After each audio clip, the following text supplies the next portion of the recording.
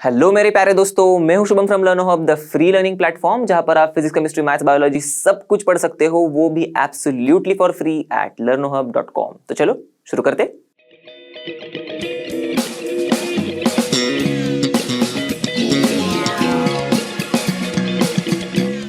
तो आज हम करने वाले हैं class 12 chemistry chapter 8 DNF block elements के एनसीईआरटी सॉल्यूशंस। इस वीडियो में हम लोग इस चैप्टर के सारे सॉल्यूशंस, सारे एनसीईआरटी के सवालों का सिलसिला खत्म कर देंगे, एकदम लास्ट सवाल तक के जवाब कर देंगे। मतलब क्वेश्चन नंबर 31 से लेकर क्वेश्चन नंबर 38 तक के सवालों के जवाब देखेंगे हम लोग, राइट। और आई होप आप सभी ने डीएनएफ ब्लॉक पर जो वन शॉट वीडियो बनाया हमारे फेवरेट रोशनी मैम ने, वो तो जरूर देखा होगा और आपके एकदम कॉन्सेप्ट्स एकदम मस्त कर दिए होंगे। अगर आपके कॉन्सेप्ट्स एकदम पहले से अच्छे, एकदम रॉक सॉलिड है, तो चलो देर किस बात की, शुरू करते हैं एंड लेट्स रॉक।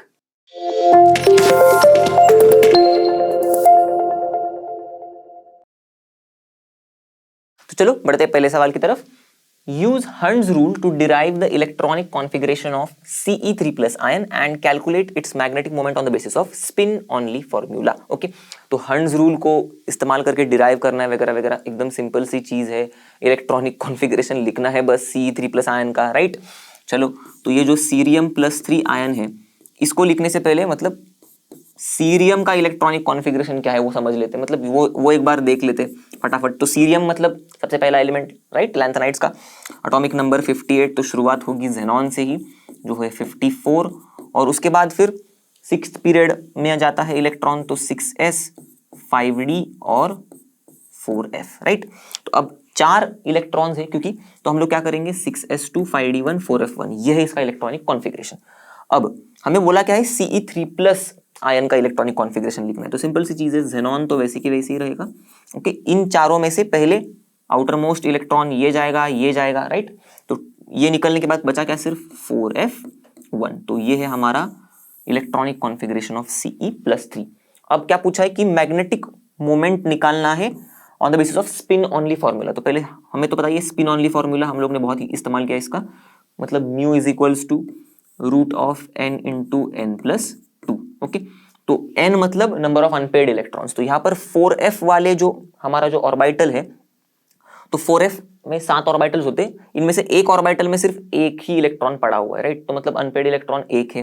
तो यहाँ पर हम लोग म्यू में बस √1 × 1 + 2 √3 हो जाएगा, राइट। √3 हमें पता है 1.73 होता है म्यू, और इसका यूनिट नहीं भूलना है, बोहर मैग्नेटन। ओके, तो यह है इसका मैग्नेटिक मोमेंट। तो चलो दोस्तों बढ़ते हैं अगले सवाल की तरफ।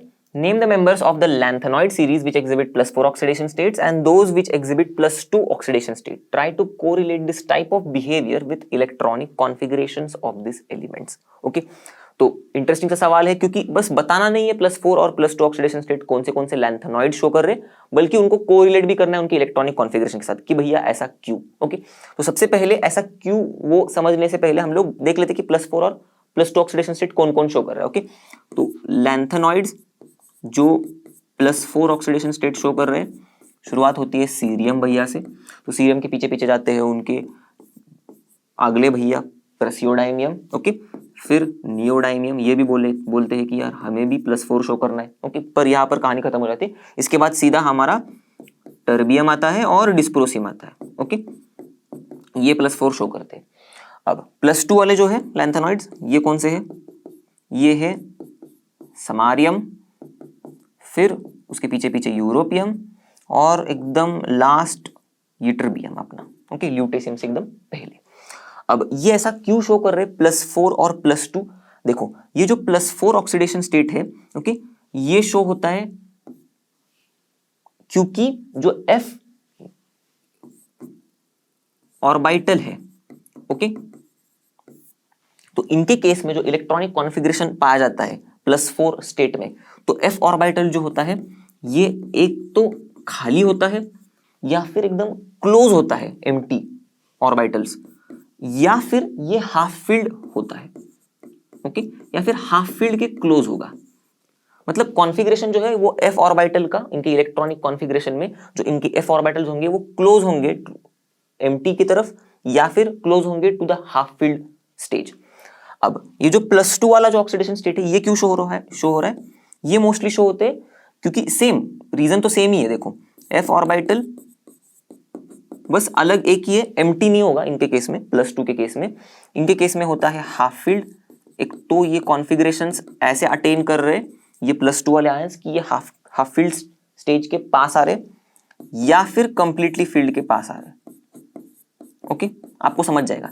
मतलब इन ऑल कहानी ये है कि ये जो +4 +2 ऑक्सीडेशन स्टेट्स जो हमें दिख रही है ये क्यों होता है, क्योंकि f ऑर्बिटल का जो एम्प्टी, हाफ फील्ड और कंप्लीटली फील्ड जो कॉन्फ़िगरेशन होता है, मतलब इलेक्ट्रॉनिक कॉन्फ़िगरेशन जिसमें f orbitals empty, half field या फिर कंप्लीटली फील्ड होते हैं, तो वो इलेक्ट्रॉनिक कॉन्फ़िगरेशन ज्यादा स्टेबल होते हैं। तो इस स्टेबिलिटी को पाने के लिए इनकी भागादौड़ी चलती रहती है। अब कोरिलेट करेंगे इनको इलेक्ट्रॉनिक कॉन्फ़िगरेशन के साथ इनके। तो शुरुआत करते हैं, मतलब क्या करते हैं हम लोग, फटाफट लैंथेनाइड्स का इलेक्ट्रॉनिक कॉन्फ़िगरेशन एकदम फटाफट लिख लेते तो एकदम अच्छे से समझ में आ जाएगा, एकदम दिमाग में बिठ जाएगा। ओके, तो पहले लैंथेनाइड्स लिख लेते। तो सीरियम, प्रेसियोडाइमियम, नियोडाइमियम, प्रोमीथियम, फिर समारियम, यूरोपियम, गाडोलिनियम, फिर टर्बियम, डिस्प्रोसियम, उसके बाद होल्मियम, अर्बियम, थुलियम और यूटर्बियम और ल्यूटेशियम।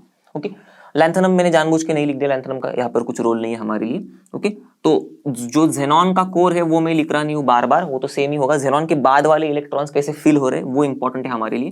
तो इसमें तो हम लोग ने अभी अभी देखा था 6s2 5d1 4f1 होता है। थोड़ी देर पहले Ce3+ के लिए हम लोग ने सीरियम का इलेक्ट्रॉनिक कॉन्फ़िगरेशन देखा था। ओके, इसके बाद तो एकदम आसान है, जो भी इलेक्ट्रॉन्स होंगे, मतलब जो भी इलेक्ट्रॉन्स हो गया, अब ये डी में नहीं जाएंगे। ओके, फटाफट अब ये क्या होंगे, 6s2 डी से उछल की 4f में आ जाएगा। ओके ओके, तो हम लोग थे यहाँ पर प्रेसियोडाइमियम की तरफ। तो 6s2 4f, यहाँ पर 5d में से जो एक इलेक्ट्रॉन होगा वो उछल मतलब कूद के 4f में आ जाएगा। 4f में तो एक ऑलरेडी था, और क्योंकि हम लोग नीचे आ रहे हैं तो एक इलेक्ट्रॉन बढ़ रहा है, राइट, मतलब आगे जा रहा है तो एक इलेक्ट्रॉन बढ़ रहा है, तो ये 2 और हो गए 3। तो ऐसे ही 4f4, 4f5, 4f6, 4f7। Okay, europium तक कहानी ऐसी चलेगी। यहाँ पर 6s2, 6s2, 6s2, 6s2।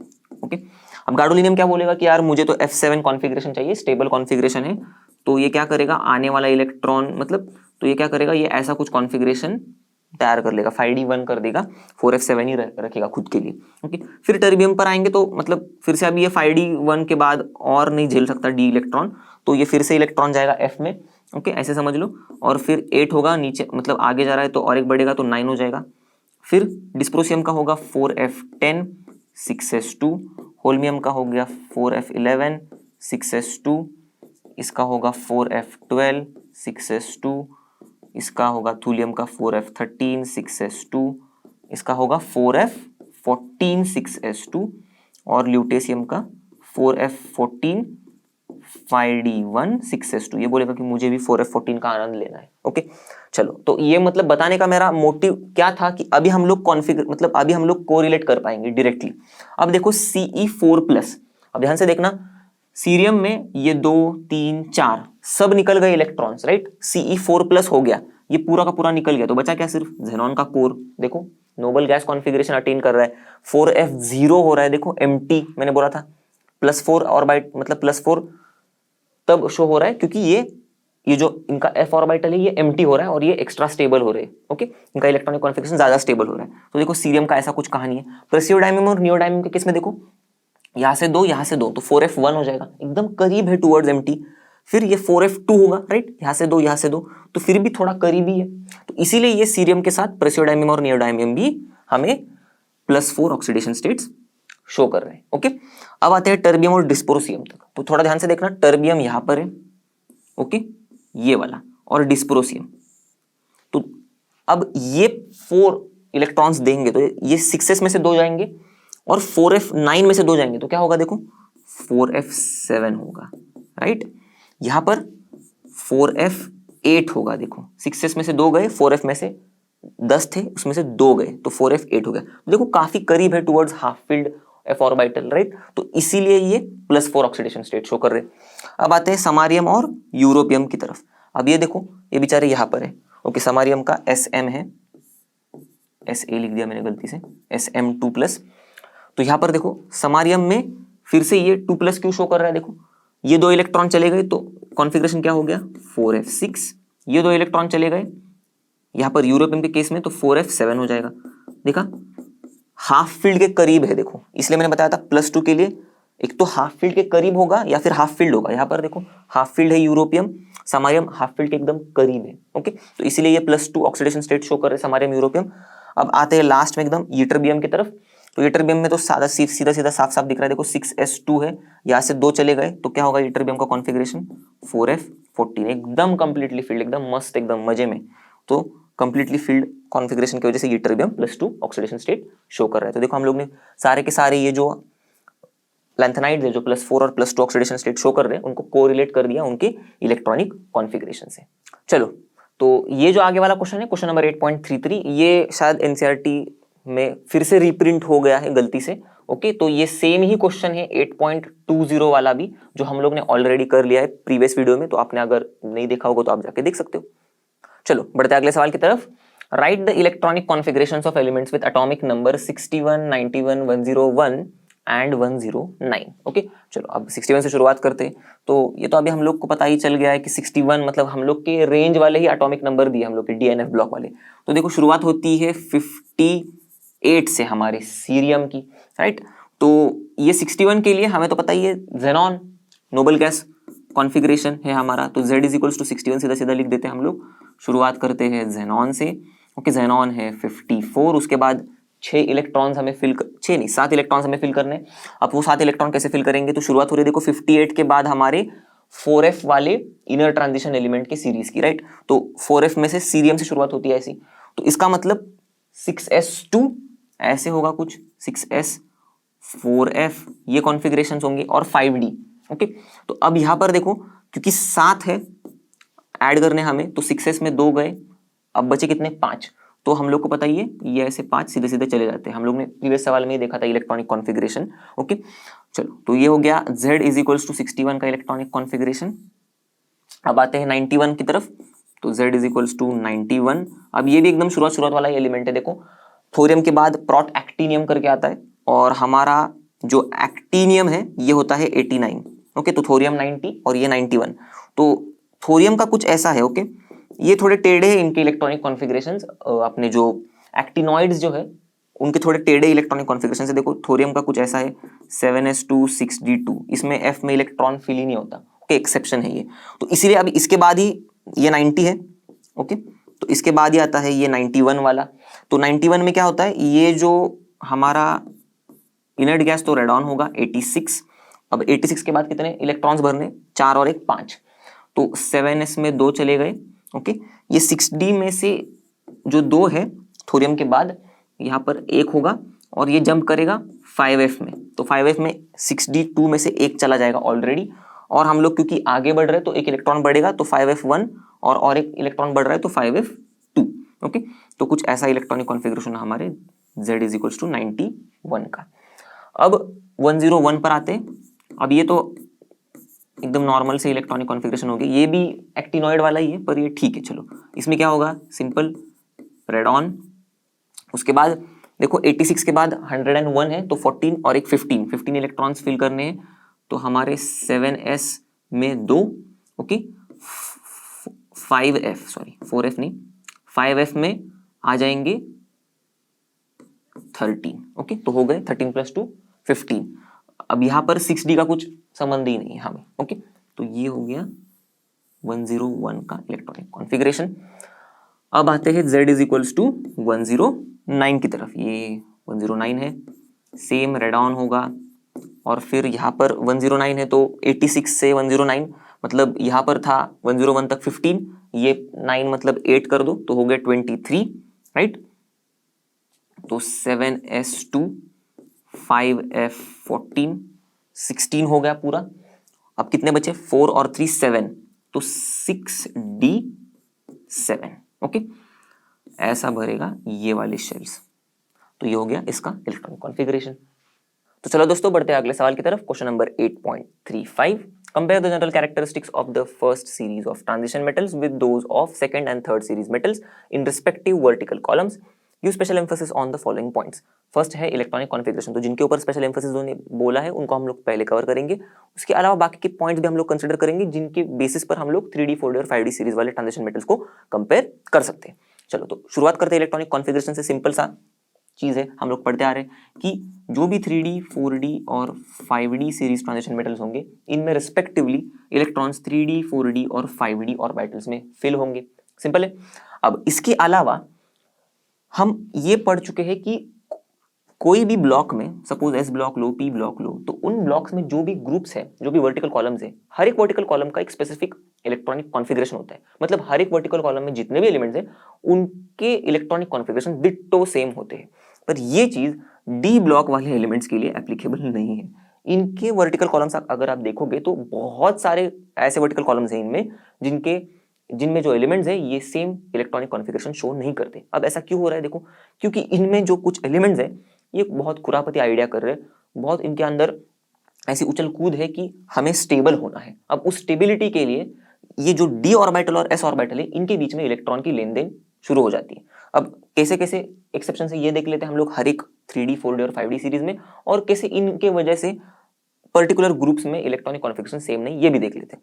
तो देखो, जैसे 3D सीरीज में एक्सेप्शन है हमारा क्रोमियम, दिख रहा है आपको 3D5 4s1, होना चाहिए था 3D4 4s2, पर एक इलेक्ट्रॉन एस से लेके डी में डाल दिया, और फिर डी को D5 करने के बाद, हाफ फिल्ड होने के बाद फिर डी तो स्टेबल हो गया, इसीलिए क्रोमियम स्टेबल हो गया, राइट। इसलिए ये सब कुछ चल रहा है क्रोमियम के केस में।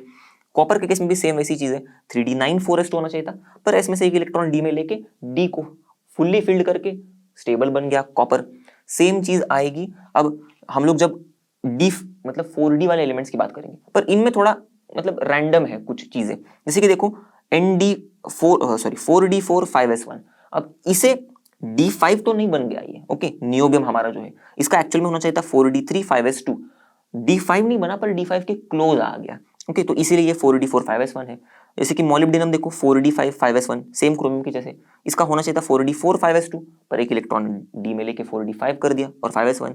Same technetium 4D6 5s1, ruthenium 4D7 5s1, ये भी एक्सेप्शन है, और रोडियम 4D8 5s1, ये भी एक्सेप्शन है। तो याद कैसे रखेंगे? देखो, 4D वाले जो एलिमेंट्स है इनमें नियोबियम से ही शुरुआत होती है कि कुछ ना कुछ मतलब स्टेबिलिटी की तरफ जाना है, तो इसलिए क्या करते हैं, मतलब नियोबियम से शुरुआत होगी एक्सेप्शनल इलेक्ट्रॉनिक कॉन्फ़िगरेशन की, ये याद रखना। तो कैसे होगा? D4s1 D5s1 D6s1 D7s1 D8s1, ऐसा कॉन्फ़िगरेशन होगा रोडियम तक। अब आपको तो पता ही है 4 और 5 ही होंगे, ओके, डी कौन से होंगे? 4 और 5 वाले। अब आते हैं पैलाडियम तक। पैलाडियम देखो, इसमें से तो एस वाले इलेक्ट्रॉन से निकाल ही ले रहा है पूरे के पूरे, बोल रहा है कि मेरे डी को ही फुल्ली फिल्ड करना है मुझे और स्टेबल बनना है, तो ये ऐसे पैलाडियम स्टेबल बन गया।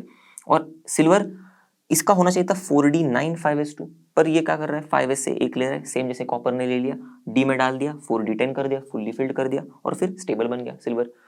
ऐसे ही चक्कर चल रहा है यहाँ पर नीचे 5D वाले, पर 5D वाले थोड़े संत हैं, मतलब अच्छे लोग हैं, ये इतना चक्कर नहीं कर रहे, ओके।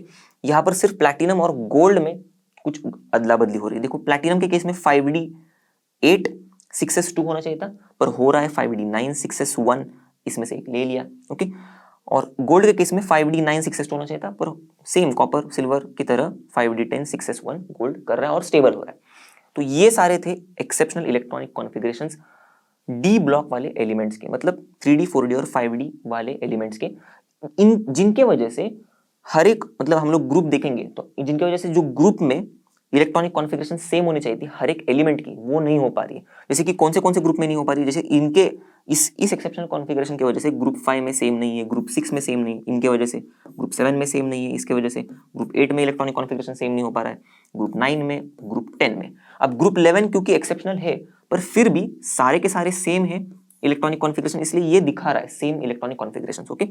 और ग्रुप 12 की बात करें तो ये तो मतलब ग्रुप 12 या फिर ग्रुप 4 ग्रुप 3, इनमें कोई एक्सेप्शन नहीं है, ये बेचारे एकदम अच्छे तरीके से सभी लोग एक ही पैटर्न फॉलो कर रहे हैं इलेक्ट्रॉनिक कॉन्फ़िगरेशन का। तो आपको समझ में आ गया रहेगा, देखो ग्रुप 3 ग्रुप 4 और ग्रुप 11 ग्रुप 12 ये फॉलो कर रहे हैं इलेक्ट्रॉनिक कॉन्फ़िगरेशन को, इनके एलिमेंट्स फॉलो कर रहे हैं पूरी तरीके से अच्छे से, एकदम सिमिलर इलेक्ट्रॉनिक कॉन्फ़िगरेशन से इनके।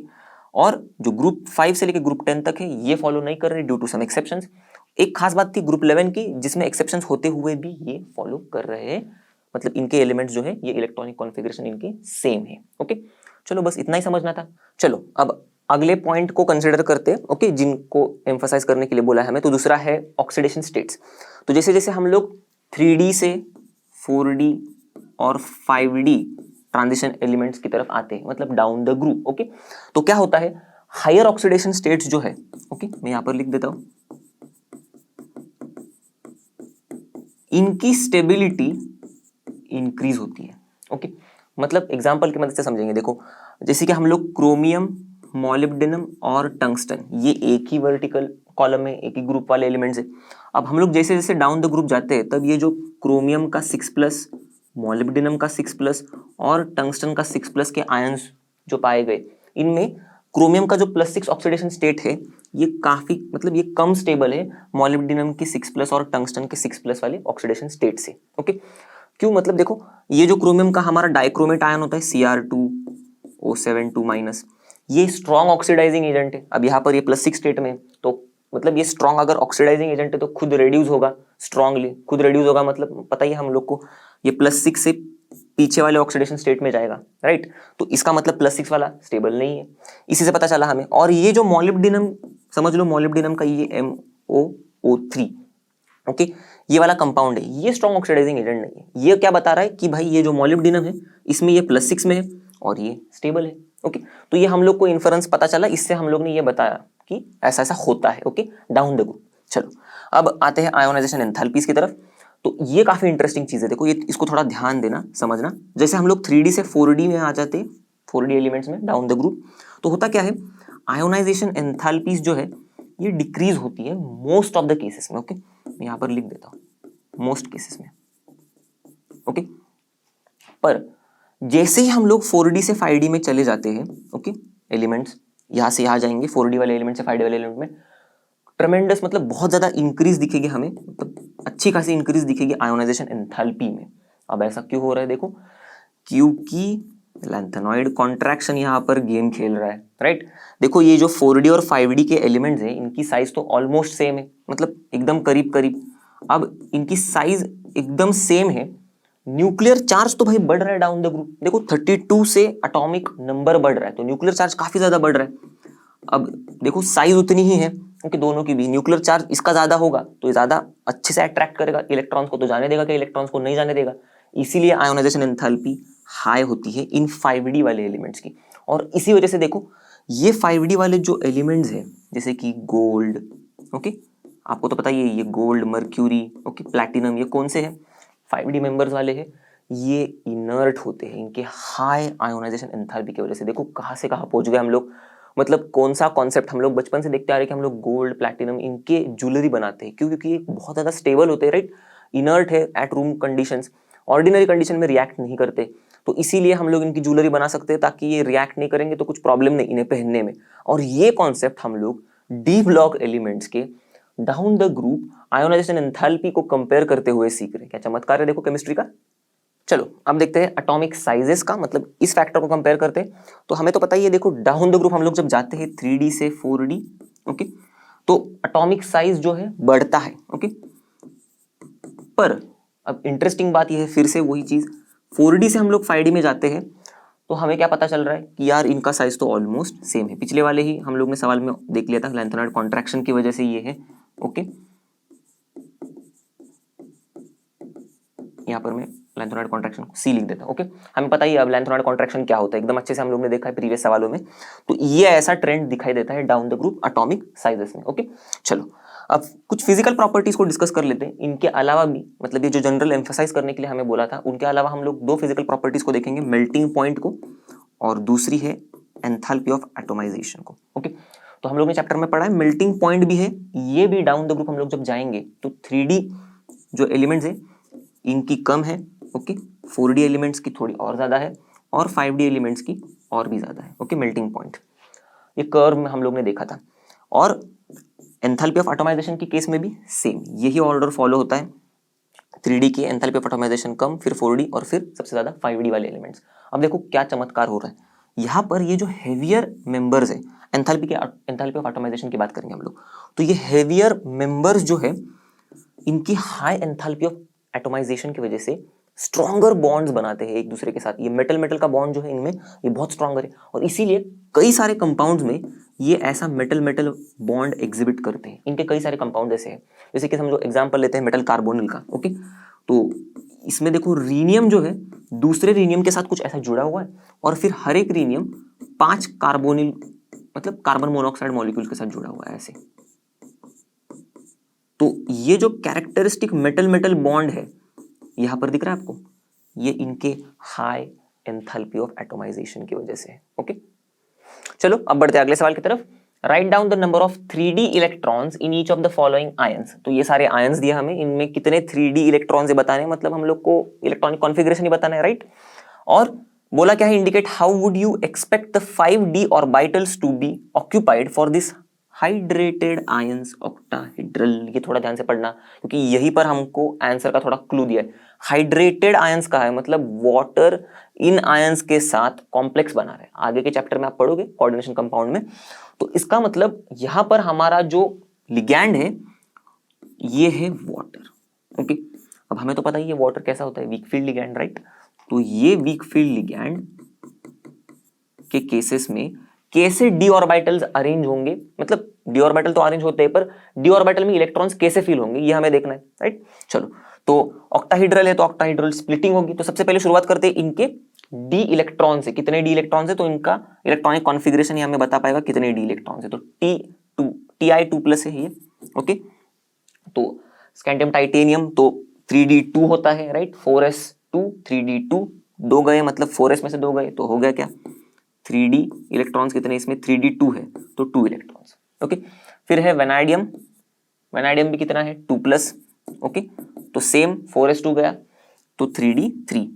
फिर क्रोमियम 3+ है तो क्रोमियम 3+ में 4s1 3D5 होता है, 1 गया 3D5 में से 2 गए तो 3D3। तो इसका मतलब इसका भी डी इलेक्ट्रॉन्स कितने 3। फिर मैंगनीज +2, मैंगनीज +2 में होता है कॉन्फ़िगरेशन D5 तो 5 इलेक्ट्रॉन्स है डी में। फिर है Fe2+, Fe2+ मैंगनीज के बाद फेरस मतलब Fe आता है तो D6 कॉन्फ़िगरेशन होता है। फिर Fe3+ का कॉन्फ़िगरेशन होता है D5, राइट। CO2+ का होगा कॉन्फ़िगरेशन D7। निकल 2+ का होगा D8 तो 8 डी इलेक्ट्रॉन्स निकल 2+ के। और लास्ट में है Cu2+। ओके, Cu2+ इसका है 4s1 3D9 3D10 sorry 4s1 3D10 तो s में से एक गया D10 में से एक गया तो D9 तो इसमें हो गए D में 9 इलेक्ट्रॉन्स। ओके, चलो अब आते हैं हम लोग इनके स्प्लिटिंग की तरफ। तो ऑक्टाहेड्रल क्रिस्टल फील्ड कॉम्प्लेक्स जो है ये, मतलब ऑक्टाहेड्रल कॉम्प्लेक्स है ये। ओके, तो इसमें क्रिस्टल फील्ड स्प्लिटिंग कैसे होगी हमें पता है। ये ऊपर जाते हैं Eg वाले, नीचे आते हैं T2G वाले। ओके, क्यों वो सब हम मतलब आगे के चैप्टर में आप पढ़ोगे अच्छे से एकदम। तो यहां पर फिलहाल इतना ही याद रखना कि ऊपर 2 ऑर्बिटल जाते हैं, नीचे 3 ऑर्बिटल जाते हैं D के। ओके, अब इनमें डिस्ट्रीब्यूशन कैसे होगा तो ये जो आप पढ़ोगे आगे के चैप्टर में क्रिस्टल फील्ड स्प्लिटिंग वाला थियरी, तो इसमें वाटर वीक फील्ड लिगैंड की तरह काम कर रहा है। मतलब ये जो स्प्लिटिंग है ऐसे समझ लो ये हो रही है ना, तो वाटर का ऐसा मानना है कि जो भी इलेक्ट्रॉन्स फिल हो रहे हैं, ओके, तो ये आराम से यहां पर अगर 3 इलेक्ट्रॉन्स फिल हो गए, अब जो 4th इलेक्ट्रॉन है तो वाटर बोलता है कि चलेगा तू जा, ऊपर वाले लेवल में तू जा सकता है, इलेक्ट्रॉन को बोलता है। फिर 5th वाले को बोलेगा हाँ ऊपर वाले इलेक्ट्रॉन में जा, मतलब ऊपर वाले लेवल में तू जा सकता है और उस ऑर्बिटल को तो ऑक्यूपाई कर सकता है। फिर उसके बाद होगा पेयरिंग शुरू। ओके, तो पेयरिंग शुरू होगा तो ये नीचे वाला पेयर होना शुरू होगा, फिर D6 D7 D8 ऐसे। ओके, फिर ये नीचे वाले पेयर हो गए पूरे के पूरे, तो फिर ऊपर वाला पेयर होना शुरू होगा। तो मतलब सिंपल सी बात ये है, आप इतना समझ लो हंड्स रूल हम लोग कैसे फॉलो करते हैं वैसे ही कुछ होगा यहाँ पर भी, एकदम सिंपल सा हंड्स रूल फॉलो होगा, जहां पर हर एक ऑर्बिटल में एक एक इलेक्ट्रॉन होना चाहिए, उसके बाद ही भैया पेयरिंग होगी। बस हम लोग ने ऑर्बिटल्स को ऐसे समझ लो स्प्लिट कर दिया है। ओके, इसलिए तो हम लोग क्रिस्टल फील्ड स्प्लिटिंग कह रहे हैं उसको। तो स्प्लिट करने के बाद भी सेम ही हो रहा है, हंड्स रूल ही फॉलो हो रहा है इन केस ऑफ वाटर जो है वीक फील्ड लिगैंड। अब यहां तक कहानी समझ में आ गई। चलो, तो अब क्या करेंगे हम लोग, अब ये जो डी वाले इलेक्ट्रॉन्स है ये कैसे फील हो रहे हैं कैसे बताएंगे। तो देखो सिंपल सी चीज है, अब मैंने क्या बताया था, ये जो T2G वाले है ये नीचे 3 है, Eg में ऊपर 2 है। अब इसके केस में देखो D में 2 ही इलेक्ट्रॉन्स है, सिंपल सी बात है। तो हंड्स रूल के अनुसार ये पहले फील होंगे फिर बाद में ये होंगे। ओके, तो ये 1 और 2, सिंपल सी बात है, कुछ पेयरिंग का झमेला ही नहीं। तो क्या हुआ T2G में कितने हो गए 2 हो गए। तो हम लोग क्या लिखेंगे फिर यहाँ पर कैसे डी ऑर्बिटल ऑक्यूपाई हो रहा है, T2G वाला ऑर्बिटल ऑक्यूपाई हो रहा है, कितना हो रहा है 2। Eg तो भैया 0 है, तो आपको चाहिए तो Eg लिख दो 0। ओके, चलो अब आते हैं वेनाडियम की तरफ। तो ये 3 है, तो फिर से यहाँ पर देखो एक और इलेक्ट्रॉन हम लोग लगा देंगे तो 3 हो गया, कोई दिक्कत नहीं, कोई मारा मारी नहीं। चलो, तो फिर यहाँ पर क्या हो गया T2G 3, Eg0। अब Cr3+ ये भी 3 है, तो सेम T2G3 Eg0। इनके केसेस में भी ऐसी ही कुछ फीलिंग होगी, एकदम डिट्टो नंबर ऑफ, मतलब same he number of D electrons है ना, इसीलिए। तो 3 है तो वहां पर भी 3 ऐसे फील हो जाएंगे, तो T2G3 Eg0। फिर आगे हम लोग मैंगनीज की तरफ, इसमें 5 है, तो वाटर क्या बोल रहा है, मतलब हर्ट्ज रूल फॉलो हो रहा है, तो आगे वाले में भी 2 इलेक्ट्रॉन्स ऐसे भर जाएंगे, ऊपर वाले में भी। ओके, तो Eg2 हो जाएगा इसके केस में, तो T2G3 Eg2 ऐसे। F6 है, तो फिर से देखो छठवां इलेक्ट्रॉन पेयर होगा, नीचे आएगा, तो क्या होगा T2G4 Eg2 ऐसे, तो T2G4 Eg2। फिर सेम, फिर से देखो 5 इलेक्ट्रॉन्स है, तो सेम ही ऑक्यूपाई होगा, मतलब सेम ही डी ऑर्बिटल्स, सेम तरीके से डी ऑर्बिटल्स ऑक्यूपाई होंगे, ये 5 और ये 5 एकदम डिट्टो सेम होगा, T2G3 Eg2 T2G3 Eg2। Okay, ये वाला मैं आगे लिख देता हूं, थोड़ा कंफ्यूजन ना हो। ओके, नीचे ज्यादा नहीं लिखते। तो CO2+ है 7। अब 7 देखो कैसे होगा, ये देखो 5 तो हो गए, छठवा हो गया, 7th यहां पर ऐड होगा। ओके, तो T2G5 Eg2, तो T2G5 Eg2। अब Ni2+, ये 8 है, इसके केस में भी क्या होगा, T2G6 Eg2। कैसे देखो 1 2 3 4 5 6 7 8 इलेक्ट्रॉन में यहाँ पर प्लेस कर दिया, तो T2G6 Eg2। ओके, और ये कॉपर है हमारा लास्ट में। ओके, इसका कैसे होगा, T2G6 ही रहेगा। ओके, इसमें तो 9 है, तो ये 5 हो गए, 6 7 8 और फिर 9 ऊपर जाएगा, तो Eg3 हो जाएगा। तो T2G6 नीचे वैसे के वैसे ही, और ये हो गया सॉरी Eg3। ओके, तो कुछ ऐसे डी ऑर्बिटल्स ऑक्यूपाई होंगे। आपको ये कॉन्सेप्ट एकदम अच्छे से समझ में आएगा अगर आपको क्रिस्टल फील्ड स्प्लिटिंग पता होगी। हम लोग आगे के चैप्टर में वो एकदम अच्छे से आप पढ़ ही लोगे। ओके, तब जाके फिर से आना इस सवाल पर, और फिर आपको एकदम इजी लगेगा ये सवाल समझने में। ओके, चलो अब बढ़ते हैं अगले सवाल की तरफ। Comment on the statement that elements of the first transition series possess many properties different from those of heavier transition elements। मतलब 4D और 5D वाले ओके हेवियर वाले होते हैं, फर्स्ट वाले तो मतलब 3D वाले। अब हम लोग ने यही क्वेश्चन को मतलब थोड़े अलग तरीके से पढ़ा है, थोड़े अलग तरीके से इसके कॉन्सेप्ट समझे थे क्वेश्चन नंबर 35 में। ओके, बस वही कॉन्सेप्ट्स को थोड़ा सा ट्विस्ट करके समझना है और इस आंसर को लिख देना है, मतलब इस आंसर को भी समझना है। देखो जैसे कि हम लोग ने एटॉमिक साइज देखा था, 3D के जो एलिमेंट्स है 3D सीरीज के, इनका एटॉमिक साइज कम है एज कंपेयर टू 4D और 5D, जिनके केस में अब ये जो 4D और 5D है इनके एटॉमिक साइजेस ऑलमोस्ट एक दूसरे के जैसे ही है, सेम है, राइट। क्यों? लैंथोनाइड कॉन्ट्रैक्शन की वजह से। फिर ये जो ऑक्सीडेशन स्टेट है ओके, तो 4D और 5D जो एलिमेंट्स है ये इनके जो हायर ऑक्सीडेशन स्टेट्स होते हैं ये ज्यादा स्टेबल होते हैं देन 3D वाले एलिमेंट से। ओके, ये एक अलग प्रॉपर्टी है इनके पास। फिर आयोनाइजेशन एंथैल्पी की बात करेंगे तो आयोनाइजेशन एंथैल्पी के वजह से ये जो 5D वाले जो ट्रांजिशन एलिमेंट्स है ये इनर्ट है नेचर में, राइट। इनकी आयोनाइजेशन एंथैल्पी काफी ज्यादा हाई है, पर ये जो 3D वाले हैं ये तो इनर्ट नहीं है। ओके, ये तो रिएक्ट करते हैं।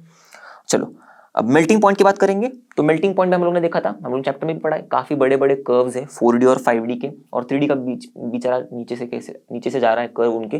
तो इसी से हम लोग को क्या पता चल रहा था कि 3D वाले जो एलिमेंट्स हैं इनके मेल्टिंग पॉइंट्स, बॉइलिंग पॉइंट नहीं, मेल्टिंग पॉइंट्स जो है उसका ग्राफ हम लोग ने देखा था चैप्टर में। तो ये जो मेल्टिंग पॉइंट्स है 3D के ये कम है, 3D वाले एलिमेंट्स के कम है एज कंपेयर टू 4D और 5D। और सिमिलरली वैसे हम लोग ने यहाँ पर पिछले प्रीवियस सवाल में भी देखा कि एंथैल्पी ऑफ एटोमाइजेशन जो भी है ओके, एंथैल्पी ऑफ एटोमाइजेशन ये भी 3D एलिमेंट्स की कम है एज कंपेयर टू 4D और 5D। और इसी के वजह से ये जो हेवियर एलिमेंट्स है 4D और 5D, हम लोग ने देखा था कि ये metal metal type of bonding दिखाते हैं उनके कंपाउंड्स में। एक एग्जांपल भी देखा था रीनियम का metal carbonyl, right.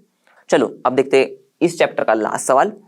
What can be inferred from the magnetic moment values of the following complex species? Okay, तो कुछ कॉम्प्लेक्स स्पीशीज दिए हैं हमें, उनके मैग्नेटिक मोमेंट के वैल्यूज दिए।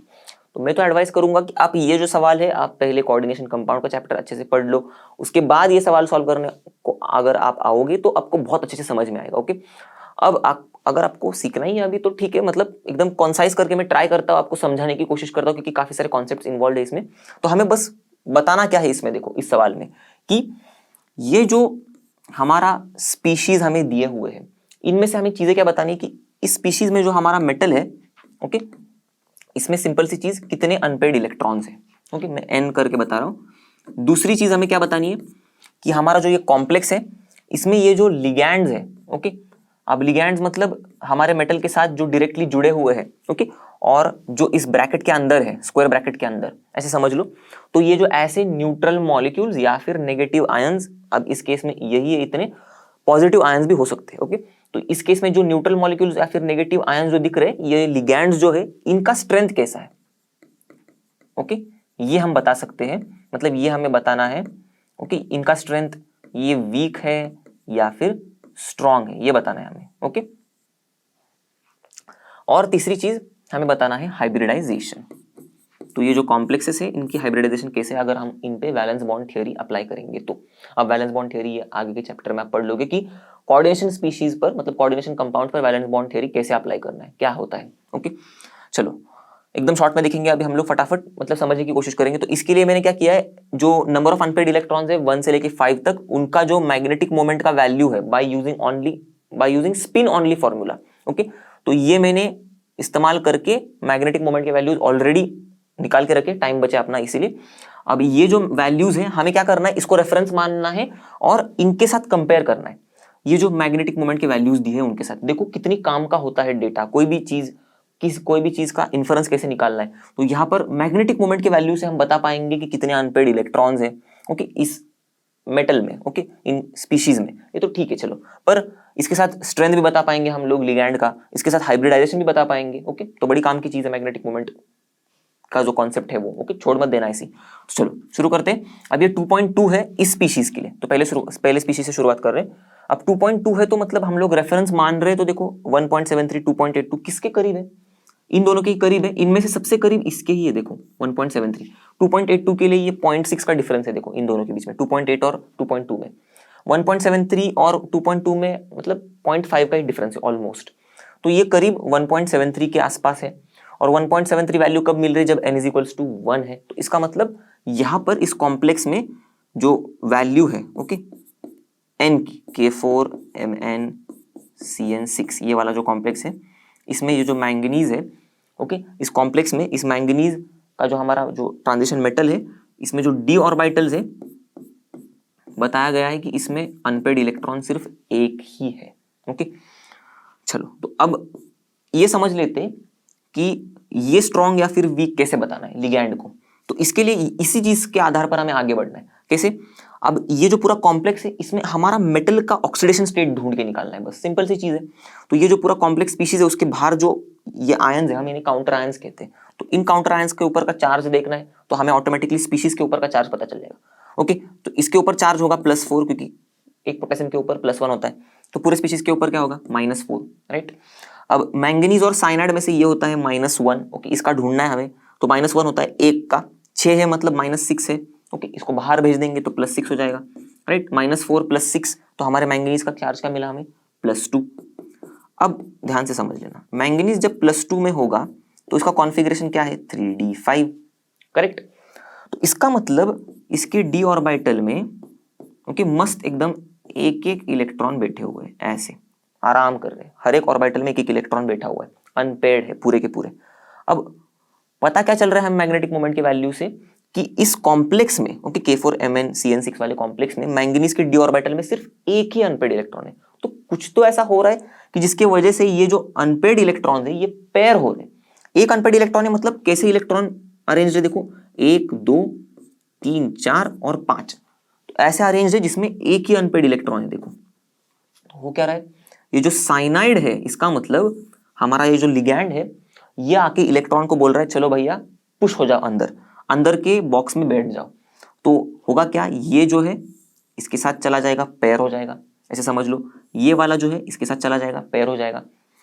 तो बचा क्या, देखो ये पेयर हो जाएगा, ये पेयर हो जाएगा, देखो पेयर हो गए, और ये अकेला बच जाएगा देखो बाहर। तो इसीलिए एक अनपेयर्ड इलेक्ट्रॉन है। अब देखो ये जो साइनाइड पेयरिंग करवा रहा है, तो आप आगे के चैप्टर में पढ़ोगे, ऐसा पेयरिंग करवा रहा है इसीलिए ये स्ट्रॉन्ग लिगैंड है, ओके। चलो तो दो चीजें बता दी हम लोग ने, कि पहले n की वैल्यू, स्ट्रॉन्ग लिगैंड या वीक लिगैंड है, हमारा लिगैंड पता चल गया। अब बताएंगे हाइब्रिडाइजेशन क्या है। अब सिंपल सी चीजें देखो, यहां पर ओके ये ऑर्बिटल है, थोड़ा शेप चेंज हो गया।